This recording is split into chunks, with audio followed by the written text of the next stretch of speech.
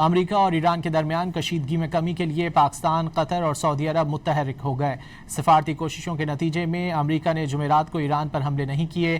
امریکی web site ایکزیوس کے مطابق ثالثوں کی کوشش ہے کہ فریقین کے درمیان تکنیکی مذاکرات جلد از جلد شروع کیے جا سکیں، جبکہ ٹرمپ کی پوری توجہ آبنائے ہرمز کھولنے پر ہے اور وہ ایران کے ساتھ مکمل جنگ میں واپس جانے کے خواہش مند نہیں۔